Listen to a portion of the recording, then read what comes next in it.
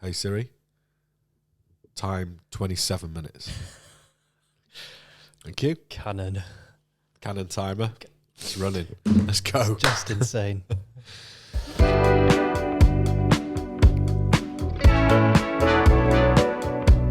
still loving it. I absolutely love. I've just been listening to it on repeat.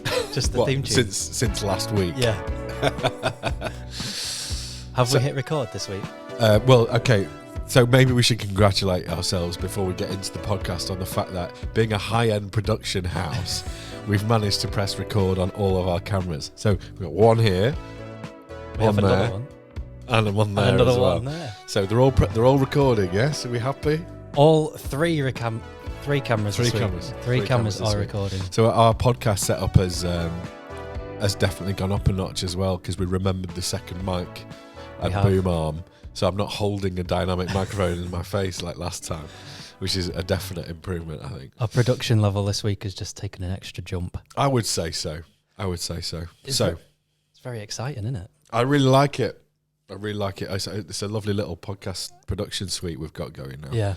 All we've got to do now is create good podcasts. That's the plan. That is the plan.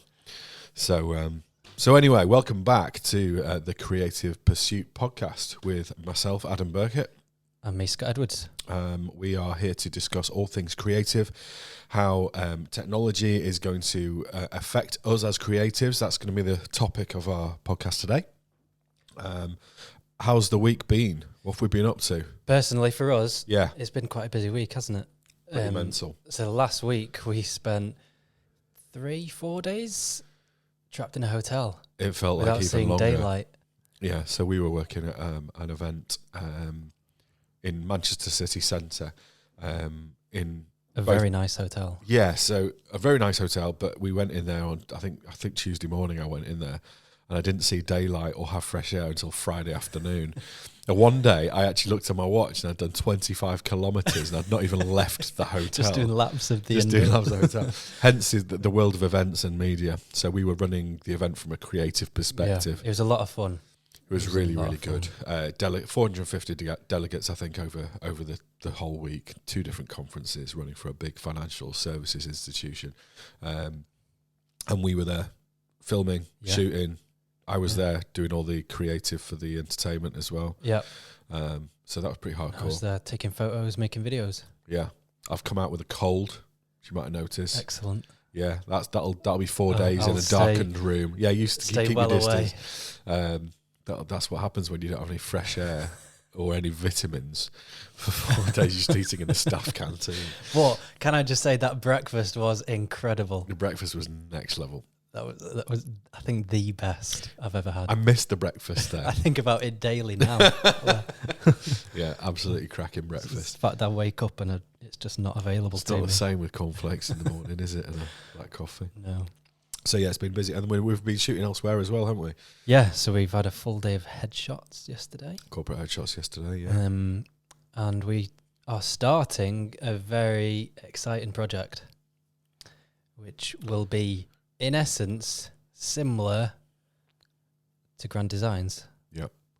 So our fantastic client Stories of Cheshire, they're a fantastic estate agency that specialises in unique homes in Cheshire, and one of their projects, along with a local builder, they sourced some land which. So am I right in saying you went and photographed this property when it was dilapidated? Yeah, couldn't even get inside it because it was dangerous. Yada yada yada. It was completely abandoned. It was completely grown over, and there was this little house just plonked in the middle. You could barely get to it. Didn't go inside it for obvious reasons. Yeah. But in a really nice location, right? A super incredible prime location, yeah. Cheshire location. So it was bought. So the Stories team have a property sourcing service. Yep. So they marketed this piece of land as a potential for building on. Yeah. And then I think it was beyond rescuable, so it completely. It was always going to be a rebuild completely. Yeah. And a chap has someone actually here, I think a former client of Stories has come forward and bought it. Yeah. And collaboratively between the builder, who was the client, and Stories, they want to document it over the next 12 months. Yeah. And they've asked us to create this amazing documentary over the next 12 months.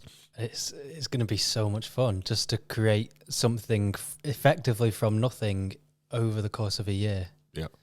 Because it is the start of something completely new. Yeah. Not only for us, but for them as well, because the documenting the whole process. Yeah. And warts and all, it's going to be very sort of vloggy and high production value, but very sort of like going through the motions as it's happening. Yeah. You know, following that narrative and that story of what it's going to be like. Yeah. For the team to be going through in terms of what they challenge, what challenges they come up against as they build and develop and all the rest of it. Yeah. And hopefully by the end of it, it's going to be this amazing property that we're going to. Yeah. It's going to be one of those things as well that I think will be very, at times, stressful. But it's those things that you end up with the outcome that you're most proud of, I think. 100%. And I think the challenge for us, in terms of filmmakers, is to visualize how we foresee the end product, you know, the final 45-minute documentary at the end of it. Yeah. How do we shoot for that now, not knowing what is to come? Yeah, because the whole storyline could change 6, 10, 12 times over the course of a year. Yeah. It's going to be cool. And it means that we are going to have to watch former episodes of to do our research.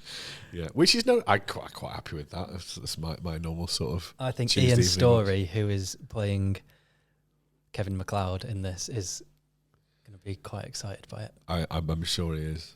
I think we all are. Yeah. It's going to be a really, really fun project. So we start filming that tomorrow. Yes, we do. We should probably do some planning for that when we're finished. I'm sure it'll probably come up in different podcasts as well. It will. About how it's going. No question. We'll keep updating on that one. Yeah. So as we discussed in our first episode, these podcast episodes, at least to start with, are going to be a mixture. Yep. Do you want to talk through that? Yeah. So some weeks we'll have guests. Some weeks we will be talking about what it is we've been up to, and we just want to keep it broad, really, as we kind of get into this podcasting world for ourselves, and then hopefully we'll get an idea of the things that people like to listen to and see, and then we'll find our feet with it. Yeah, I think so. So we did a bit of an overview on episode 1. Yep. Today we decided what we'd do is just take a little bit of a delve into the subject of technological advances and how that's affecting us as creatives and the creative world in general. So we'll do a bit of a broad sort of overview of that. Yep. And we've got a few things that we want to sort of go through, but we might as well start with the podcast stuff, I guess. I think that's a good shout. Seeing as we're doing a podcast. Yeah. It's still, even though we do produce podcasts, it's still creating a podcast for ourselves is new to us. Yeah. So we're still trying to dial it in and find the right and we're looking for feedback as well. You know, we will do a mixture of stuff, general topic and philosophical based podcast subject stuff. Yep. We'll do some gear stuff, talk more specifically about the sort of stuff that we use and maybe some reviews and that kind of stuff. Yep. And we'll also have guests in as well. So it'll be interesting to see what people enjoy, what sort of content people are engaging with.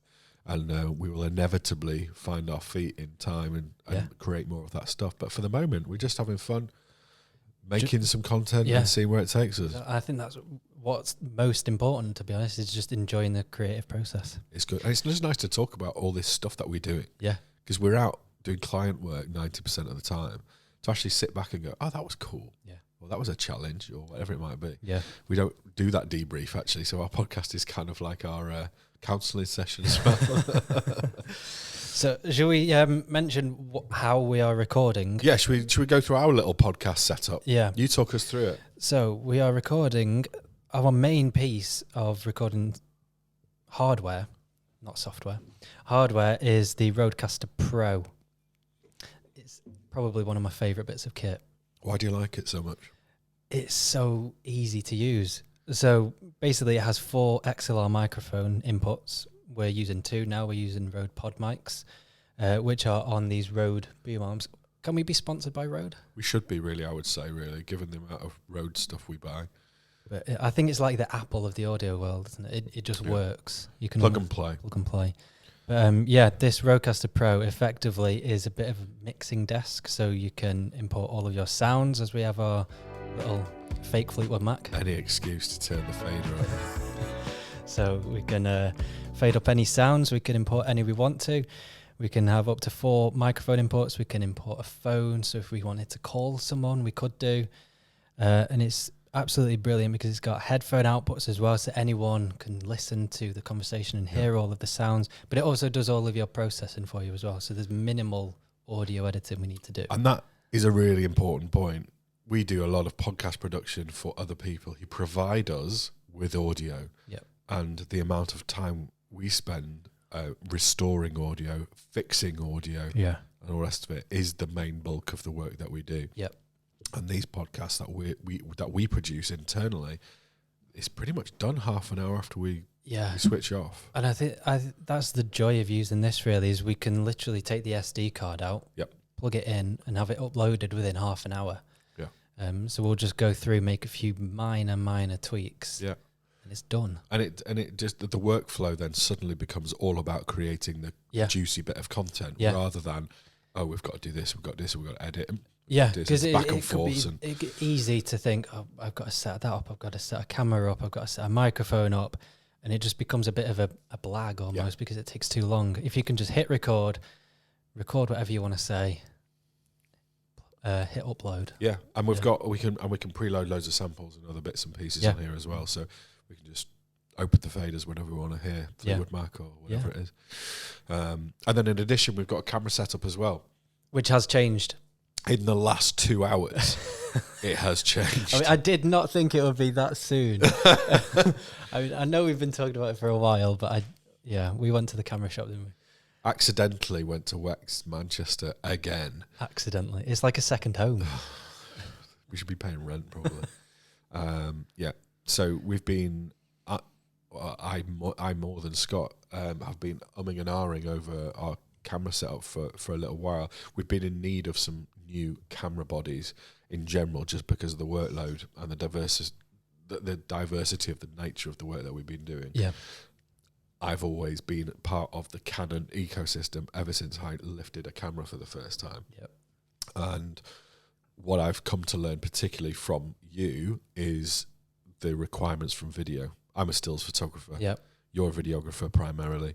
And I've never looked at the Canon system from a videography perspective. And as I've got to know it more through you and through the work that we've been doing, learning its limitations has been quite an eye-opener. Yeah, as we found out last week as well, with a 30-minute record limit. Well, you know, the Canon break, as we'll call it. If you're watching on YouTube, the camera in the middle is the Canon R6. That's right.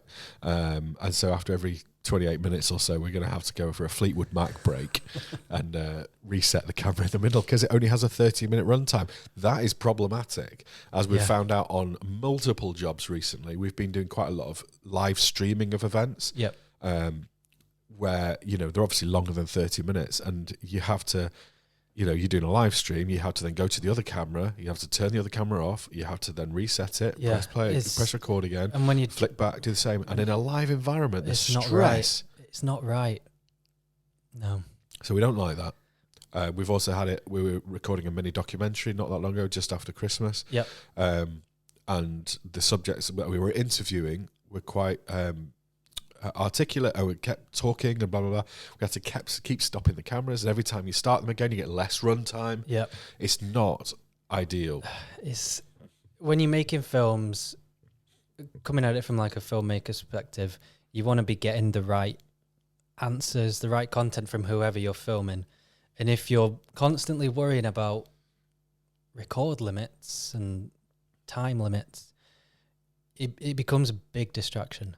If the tech is limiting you, then you can't be creative. Yeah. And that's what this is all about.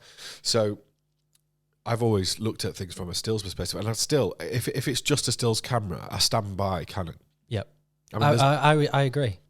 I completely agree. I don't think you can go wrong with Canon for photography. The lenses are fantastic. The way that they've been doing it for such a long time. Yep. They're really good at it. But you do pay a bit of a premium for Canon. Yeah, there's a Canon tax. There's a Canon tax in the same way that you get an Apple tax or whatever, you know, because it just is the sort of the industry standard in a lot of senses. And there's also loads of availability with it. I mean, and loads of native lenses, but also loads of secondary lenses from Sigma and Tamron. But at the same time, they've also limited that now as well because the They're not giving RF away, are Exactly, yeah. So the new mirrorless... So there's no Sigma RF lenses, no Tamron RF lenses. I can't help but imagine that will change. It has to change. It has to, because they're going to write themselves out of the market. Every other camera manufacturer allows it. Exactly. And they shouldn't be afraid of it, because, to be honest with you, the RF glass is market leading, in my opinion. It is better than anything else. So, okay, let Sigma make their own lenses or Tamron or whatever. People will still want RF. People will go to RF. Exactly. And it keeps the market open and free, as it should be. So, anyway, the bottom line was we were looking for new cameras. Yep. The new Canon EOS R6 Mark II is on pre-order at the moment. That threw a bit of a spanner in the works because it came available about a month or two after buying the R6. Don't get me started. I'm still smarting about that. Buying 2 R6 cameras and then the Mark II gets announced almost immediately. Which has got rid of the record limit. So the runtime issue is no longer an issue. It's got a better sensor as well. Goes up to a 25 megapixel full frame sensor, which we both concur is pretty much the sweet spot. Yeah, 25 to 30. Yeah, it's kind of where we want cameras to be. Because of workflow, we don't particularly, unless we have to, we don't have an R5 or equivalent. What's the Sony equivalent that was super high? Sony A7 R4 or 5. And they're what, 60? I think that's about megapixel? 60. Yeah. A7 IV is 33, but that's like a hybrid. Right. A7 R5. R5 is... All photography. Exactly. When you're dealing with file sizes like that, your entire workflow has to change. You need loads of storage. It's not just the camera you end up upgrading, you end up upgrading the computers and all sorts. Exactly. Because you need things to cope So we've with. talked, I think, a bit about why we went for the R6s, and that was primarily because there's a 20 megapixel sensor, which means that each file is about 20 meg, which means it's really manageable. Perfect. And it's also 2 SD cards, Type 2 SD cards, I should say, sorry, which work great for us, and it means our workflow is really easy. So we were looking at R6 Mark II for that very reason. The runtime issue is gone. It's a slightly better. It's like ticks all the boxes. Ish. Almost. So what's the spanner in the works, and why have we not bought them? Well, Panasonic have thrown another spanner in the works, haven't they? They're rattling it up, aren't they? They Mixing are up the whole hybrid camera sector. Completely changing everything, and I think a lot more people will be doing what we've just done. Yeah. So this morning, literally 3 hours ago, we went and bought a Panasonic Lumix S5 Mark II. Yep. As a bundle from Wex with a 20 to 60 variable maximum aperture and a 50mm 1.8. And a 1.850. So all of that came to £2,400. A R6 Mark II with nothing would come to 2,750 or something. That's the Canon tax. That's the Canon tax. Even if we had bought just the camera body for the S5 II, it would have cost us 2,000 quid. Sorry, my phone's ringing. I can hear it buzzing. I know, I've put it on silent and everything. So even if we just got the camera body, it would have cost 2,000 quid. Yep. Which is 2,700. Sorry, £700 differential between that and the R6 II. Now, there's loads of information out online, YouTube and all the rest of it. Lots of creatives talking about these two cameras, and also the Sony A7 IV, because that's the other kind of really legitimate hybrid camera. And we want hybrid cameras because we do loads of videography and we do loads of stills. Yep. And we need something that's optimized for both. And for us, those are the 3 cameras that we would consider. Yep. We don't want to go to Sony just because of the, again, then I think there's another Sony tax on top of that, really. Right, exactly. Similar particularly on lenses. Yep. Lenses are crazy. Insanely expensive. Yep. So for us, it was down to sticking with Canon, with the ecosystem we've got. We've got hundreds of Canon LH6 batteries, whatever they are. So don't have to buy loads of batteries. We've got Canon grips. Yep. We've got the whole ecosystem. Obviously, we've got a whole bag full of EF and RF lenses. So there's nothing to worry about there. So the concern for us moving over to Lumix was changing our entire ecosystem, or having a separate ecosystem where we'd need different batteries, different lenses, yada, yada, yada. However, for video, at the moment, I don't think you can go wrong with Lumix. I think they are probably the ones to go for video. Yeah. And this was what we concluded. Yep. Because I previously personally switched to the original Lumix S5 a few weeks ago, just before Christmas. as we mentioned last week, I Before it fell broke off it. a tripod. It's still in for repair now. But then I also bought the S5 II. Yep. Which is just incredible. Yeah. So from from your perspective as a filmmaker, I mean, you compare the R6 and the S5 II. What are your sort of comparative differences? Obviously, no record limit, as we've already mentioned. There is a full-size HDMI output. So if you're sticking on an external monitor or something, you've got no adapters. It's less likely to fall out. You've got dual native ISO, which is game changing. Yeah, as we know from Sony. So low light performance is just incredible. Yeah. But it's not just there's Vlog, which is a picture profile to record in. For color grading, it is so good. The colors are so natural. So it's the whole color science. They use the same color science as Leica. Yeah. And we all know what Leica's like. Nice. Yes, exactly. We can't afford Leica kit. Yeah. And then, so the question for us then was, okay, it's a no-brainer when it comes to videography. What about stills? Where does it land in terms of stills? And the bottom line is, it competes 100% with especially Sony the and S5 II now with the improved autofocus. So that was the big thing. I think if we were talking S5 I, the autofocus isn't up to scratch when you're looking at the Sony and the Canon systems for autofocus. So we've only had it a few hours. We've not had a chance to properly play with this yet, and I'm going to just go out and take. Well, I've had mine. You've had nearly a week. Yeah. So neither of us have had a massive chance. But your review on the autofocus system is up there with the Canons and the Sonys. Yep. I think Sony probably pips it. Yeah. I think it's up there with the Canon for sure. So I'm really looking forward to it. And the fact of the matter is, at the price point it is, number one, can't be ignored. Incidentally, and all the camera retailers at the moment as well, they're also doing a trade-in bonus of an extra 300 quid. Yeah, so you've got like 600 quid for a 6D. Yeah. Yeah. So I've got a couple of old DSLRs lying around. We've got a Canon 6D and we've got a 5D Mark III. Yep. We can trade either of those in. We'll get like 350 quid or whatever those, plus the 300 quid. Yeah. It's just insane. Or you could go to Wex and buy a camera for 50 quid. Yeah. And trade that in for 350 quid. I'd not thought of that. It's bonkers. So by the time you take all of that into account, a Sony S5 II plus the kit lens plus the 51.8, a trade in an old DSLR we don't use anymore, and it's going to work out about 1,400 quid. It's just for value. It's just insane, and I can't ignore it. As much as it grinds me a bit that we've got two systems, we've got Canon and we've got Lumix, that does hurt a bit because I'm a bit OCD. But all we've got to do now is get a Sigma adapter. Exactly. Yeah. And in theory, at least, and we'll trial all this and we'll report. We'll make back. Videos on YouTube. Yeah, we'll stick some really geeky stuff on YouTube about all this. But hopefully, all of our Canon glass will work perfectly well on the. I've seen plenty of reviews where all the EF lenses work perfectly. Well, I'm looking forward to trialing it. It's the price.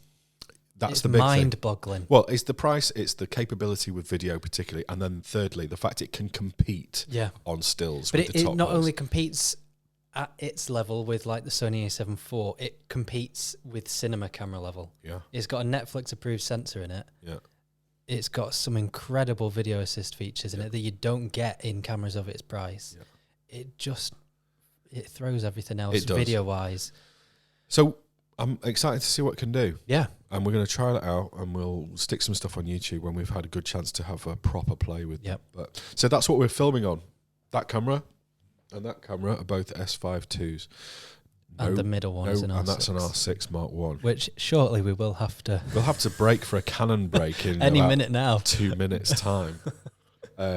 So just let's finish this bit. We were talking about the podcast setup, and that is obviously part of our podcast setup. Yeah. But we've got a nice little suite here. This is our studio / office where we work every day, which we use as a stills office. We've got loads of artificial strobe lights and stuff. We've got some nice consistent light.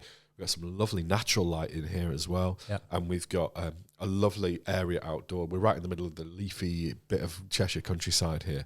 And we can go off into the woods, and it's the forest and all around about, and we've got loads of nice on-location stuff to do.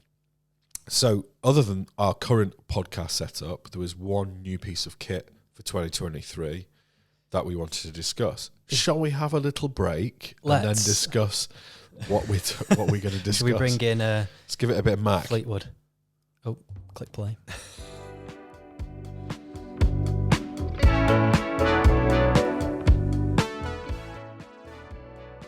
The Canon has been reset. Okay. See, this is just going to become a feature of our podcast until we replace that camera with something else. You know, Canon what breaks. will we replace it with this time? Well, this is the question, isn't it? Who knows? We might be fully Lumix this time next week. Who knows? So there's a really cool piece of kit that's just been released, which we've been looking at a little bit, which is kind of blowing our minds a little bit, and it's for podcasting. Yeah. Have you got it up in front of you as well? I have got it up. I don't quite know what you call it. Nomono? Nomono? Nomono? Nomono? Nomino. Nomono. I don't know. This is a very, very cool piece of kit. It looks a little bit like a kettlebell. It also looks a little bit like Darth Vader's head. It does, actually, yeah. And I quite like it. Now, should we explain what it is to start off with? It is a fully portable, on-location podcast studio. A podcast studio that can be used for all sort of audio applications. So it would be great for alongside video, for example, as well. And it's an on-location thing. So we wouldn't replace our studio setup for podcasts with something like that. But for on-location, this is a very cool piece of kit. And you can check it out at nomono.co. It's currently on pre-order only. They've just literally this morning emailed me because I'd already registered my interest in it and told me that if I would like to buy new tech. They've told me if I'd like to buy it, I can have 40% off for a limited time. 40%? Stop it.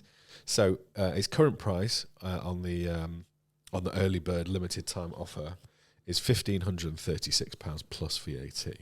So an expensive piece of kit, but is it worth it? How does it work? I think from what I've seen, it couldn't be any easier.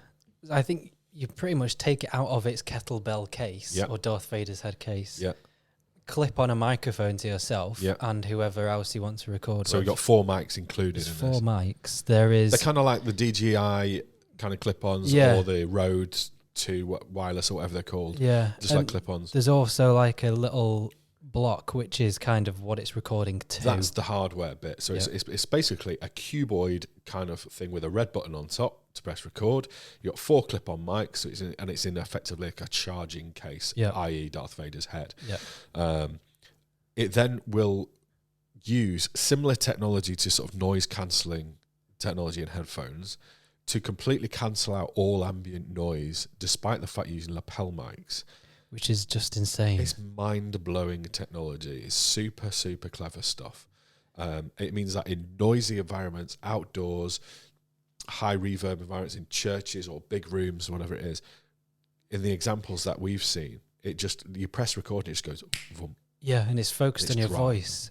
It just cuts everything out. It's just how things do that. There's some clever people around. Super clever tech, super clever people. And it also manages to isolate each of the 4 audios from each other. Is it into its own track? Into its own track. And you also get that ambient audio track. And you get the ambient audio track, which was within the actual cuboid bit in the middle. So if you do want some room noise, you've got that as well as a 5th track of audio. It also knows how it works out. Yeah, there was that thing if you walked around, if you were on video and you walked from one side of the screen to the other, it would stereo audio it. It's stereo audio as a whole thing based on where it is relative to the cube in the middle and relative to the other 3 microphones.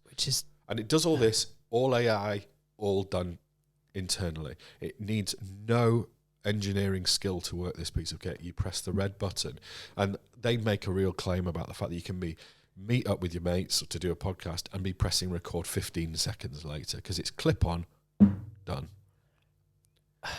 And then it backs it all up automatically to the cloud and you can download each piece of audio separately.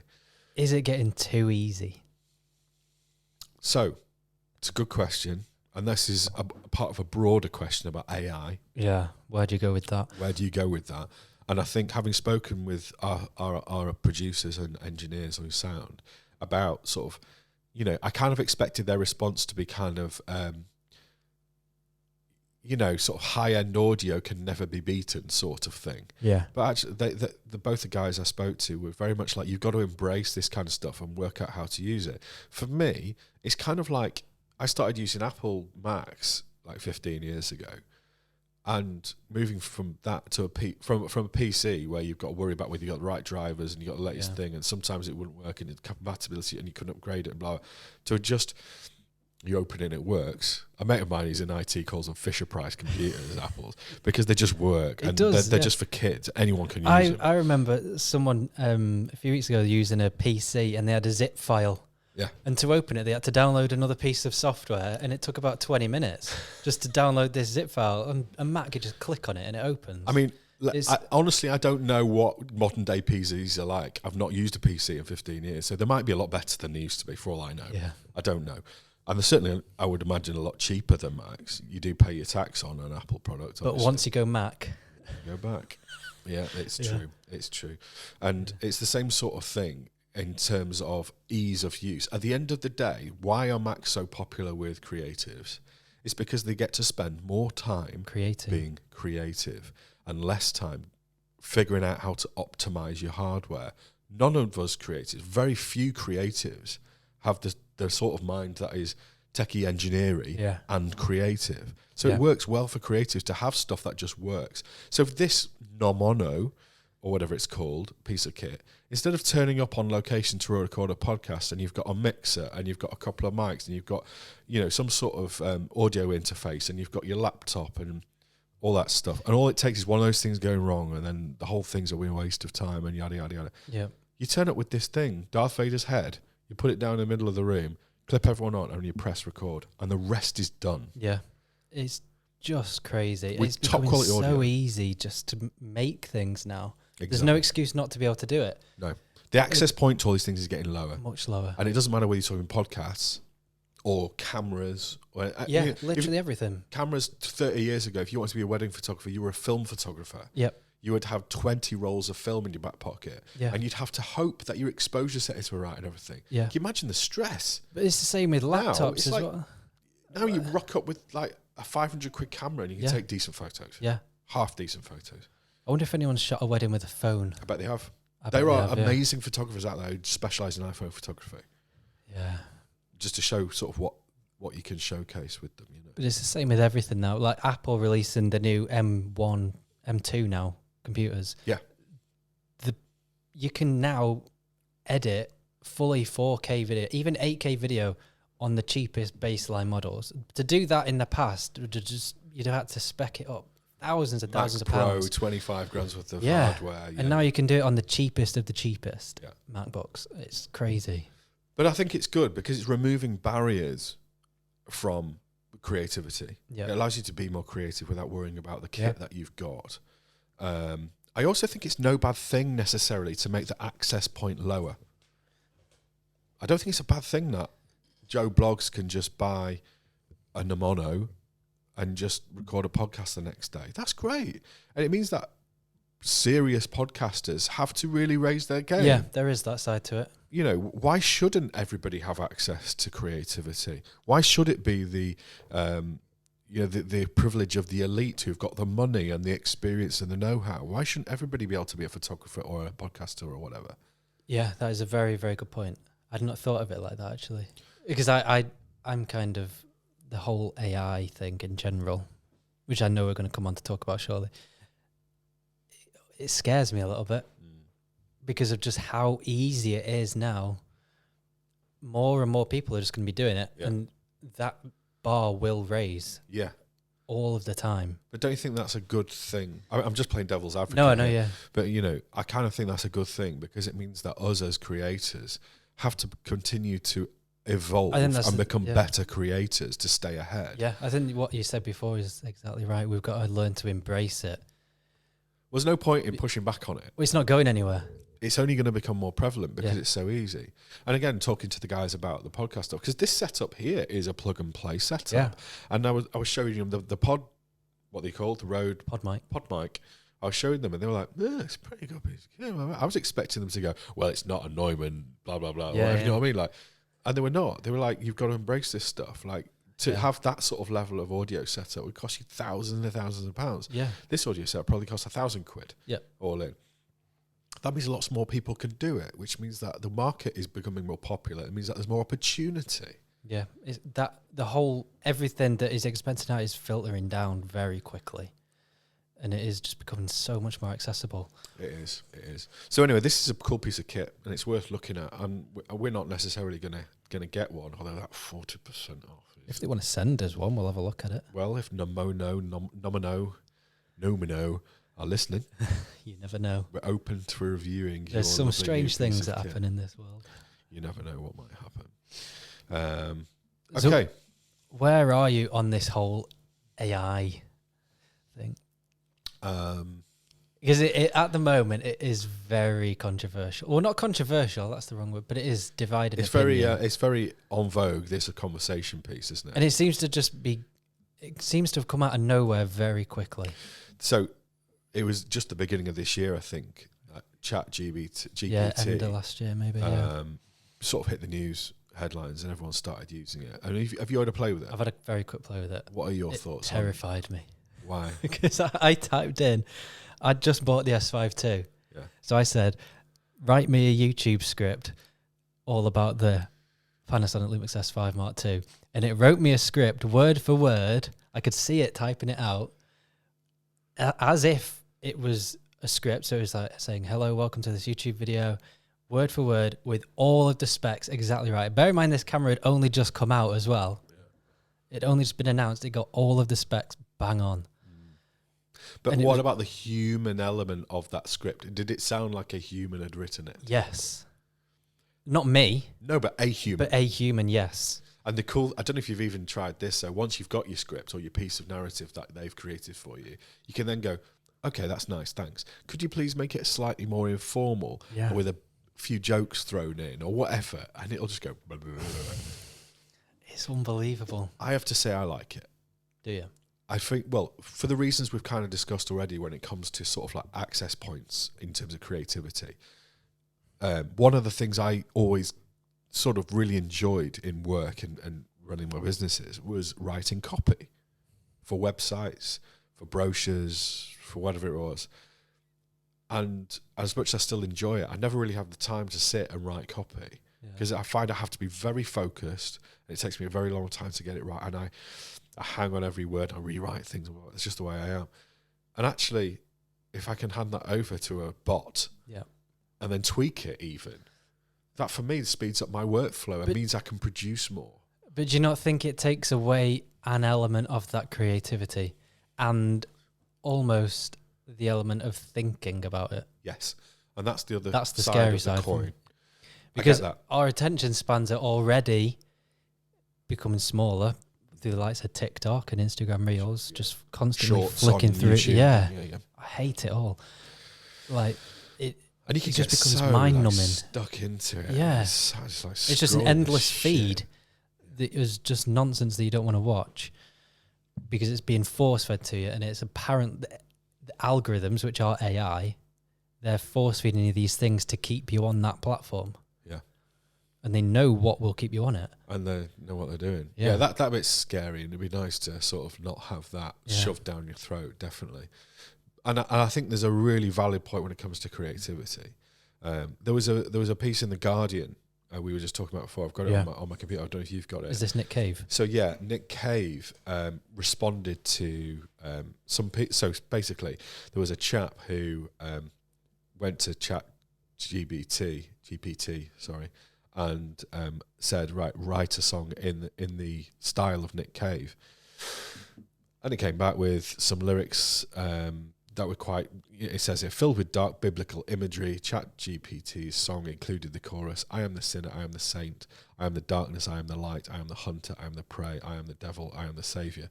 That could be Nick Cave. It could. Right? It's and that's frighteningly close. Nick Cave came back and responded to this. He said, what did he say? Suffice to say, I do not feel the same enthusiasm around this technology. I understand that ChatGPT is in its infancy, but perhaps that is the emerging horror of AI, that it will forever be in its infancy, as it will always have further to go, and the direction is always forward, always faster. It can never be rolled back or slowed down as it moves us towards a utopian future, maybe, or our total destruction. Who can possibly say which?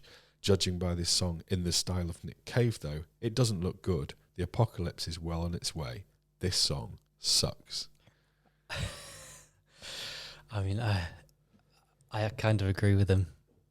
I agree as well. And I think when it comes to commercial use, as I discussed, I think things like AI really is helpful. If it sort of increases productivity within a business, if it creates efficiencies and all that stuff, and still the output is great, then how can we possibly say that's not a good thing from a purely commercial perspective? Well, could you not also say, in the last 20 years, the music industry or the pop charts in general, especially, they've already been ruined.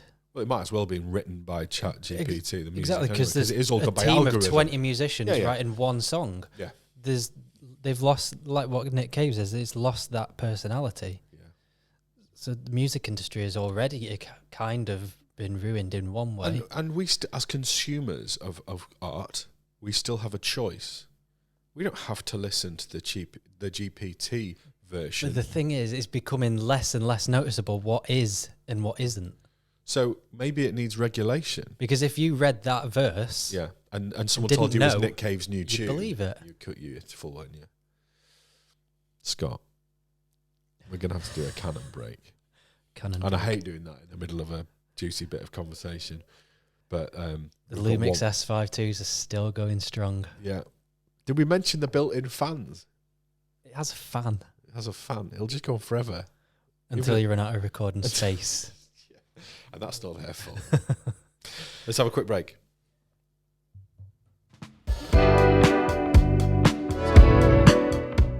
We're back again. We're back. So what's our new record time limit on the Canon? Oh, it's gone off. I don't know. I can't see it from over here. Should we guess?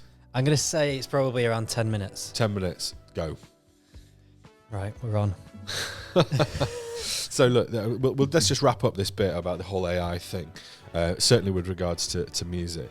Maybe the answer is some sort of regulation where people have to sort of disclose whether it has been AI'd or not. Or should it matter? I really don't know what the answer is. But if you think... Do you remember when videos and DVDs were a thing? Yeah. And there was that whole piracy thing? Yeah. Maybe something like that. The problem is without regulation, with deregulation, what happened to the artists' fees when Napster came along and then Spotify and the rest of it? All of a sudden, artists are no longer getting their fee from creating that thing. Because someone who's sat in an office doing absolutely nothing is taking all the money. Or there's clever people in business. Again, devil's advocate. There's clever people running massive companies with massive clout who can buy all the rights to this stuff and then just give artists 0.1 pence on the pound or whatever. It's disgusting. It is horrendous, and the amount of listens you need on Spotify to make a living as a musician is not a business model. It's not a way to make a living. I think I saw something. Paul Weller, I think it was, released an album. I can't remember what it was. Fairly recently, and in the first 6 months, bear in mind this is Paul Weller. Yeah, like one of the most successful musicians in the country. He made about $2,000 off his album. So this is why the live music industry has changed. We're going on a bit of a tangent here, but the live music industry has changed so much because now the deals are all 360. You know, that's why you go and watch something on live and it's going to cost you 70 quid a ticket or whatever. Yep. Never used to be the case, but that's how artists make their money. And even then, it's the touring companies, the promoters taking the biggest chunks. Yeah. And the artist is left with, but they still earn more doing that than they do making money and putting it. So Spotify and recorded music have become an advert for other products. Yeah, that's effectively what it is. Yeah. Yeah.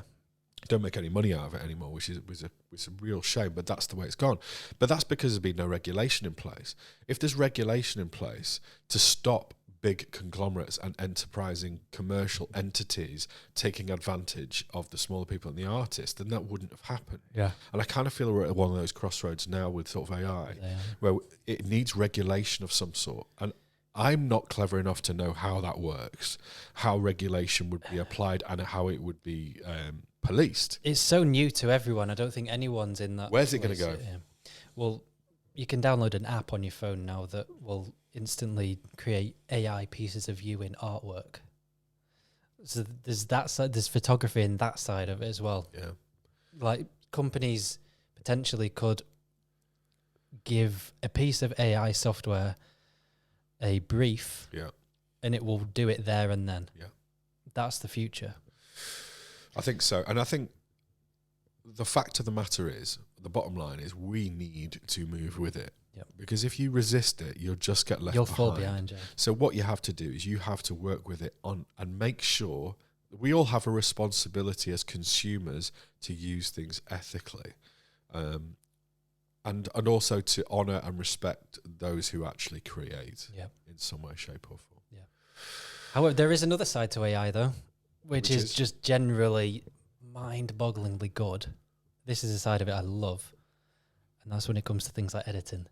Sort of photography and videography, and that's been developing over quite a long time now. But so, for example, Lightroom. Yep.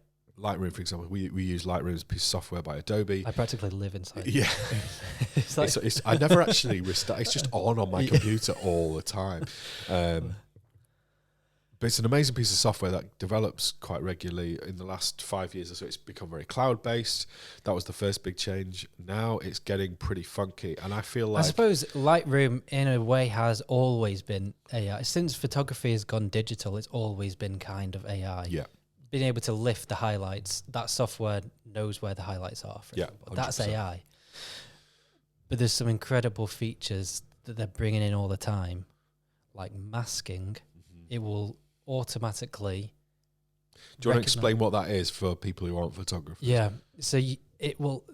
Lightroom, if you have a photo of a person, let's say it's a portrait, it will automatically detect that person, and you can isolate them and make adjustments to that person without making adjustments to the rest of the photo. Whereas previously, we would have had to have painstakingly gone into Photoshop and cut that person out. It takes hours. By hand, and it would take forever. Yeah. It's not only that now, it's not just cutting out people and masking people so you can isolate the people and just control the image. It goes further, yeah. It goes further. We can now do people's teeth. You can do the iris of people's eyes. Yeah. You can do the hair individually. You can do the skin individually. That side of AI. That's cool. I love that. As editors, the amount of time that saves us. Yeah. Mind-blowing. Yeah. It's this stuff that takes away the thinking. The art. There's no real art in cutting someone out on Photoshop. No. It's a skill, don't get me wrong, but it's not like creating a piece of music or writing something. Yeah, that was something that would hold you back because it would just... It's just time-consuming and annoying, and none of us enjoy that process. Yeah. Whereas now we can actually concentrate on creating something amazing because AI is helping us. Yeah. Yeah. That side to AI is incredible, and I love it, and I wouldn't change it. For me, it's the AI that takes away that the process of thinking about what you're making. And that for me is what Chat GPT is doing. Yeah. That's what scares me. I just think fundamentally we can't hand it all over to the robots. Yeah. We're going to have to keep some element of human input into that. Yeah. It's going to be critically important. Yeah. And I think from our work and the stuff that we do, video, photo, podcasts, and the rest of it, we will embrace AI in some way, but it will never take over our jobs. Yeah, I think there's got to be a line drawn somewhere. I mean, there's a whole metaverse thing now with, it's not Facebook now, is it? Whatever it's called. Meta. I don't even know what the metaverse is, Scott. I've not even looked at it. Maybe that's one for another podcast. So it's quite a philosophical kind of question, this whole AI thing. Yeah. And how it applies to us as creatives, I suppose. There's plenty of really cool new kit out there, whether it be streaming, podcast, video, Yep. whatever it might be. And we're only touching the surface in terms of creativity, because they're the bits of creativity that we touch in our lives every day. There's far more beyond that in terms of capabilities of AI. But it's something that we have to sort of embrace rather than push away, but help push the industry in the right way in terms of how it interacts with the human side of things and ethically how it's right. Yeah. Not stealing from artists and all that kind of stuff. You could go on for hours about it, couldn't you? Yeah. Well, sadly, because we've got Canon camera, can't come on for hours have to stop about again. it.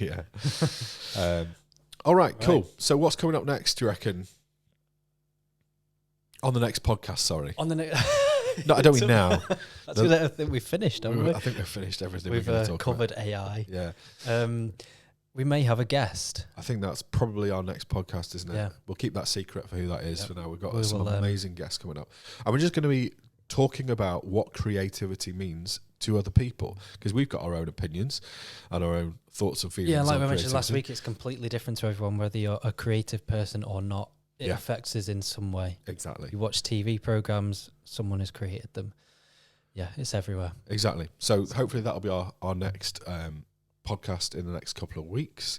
We've got loads of video content coming on our YouTube channel. We do. It is live now. It is now live. So It's very head exciting. to The Creative Pursuit on YouTube, and you can see some of our starter videos. There's a whole bunch of content there to get you going. There will be a And lot there's more to come. being added all the time. All of the time. And subscribe on your favourite podcast sites. Yep. Apple Music, Spotify, Google, whichever one you use. That's it. So the Creative Podcast Pursuit is brought to you by Northern Powerhouse Media. Check us out at npmedia.co.uk. That's our day job. You can see the work that Scott and I produce on the daily. And we're on Instagram. Oh, we are, aren't We're on we? Instagram, northern.powerhouse.media. Go check us out. Yeah. Is that everything for today? I think that's it for today. Cool. Thanks very much for listening, and we'll see you on the next one. Where's Fleetwood Mac? There.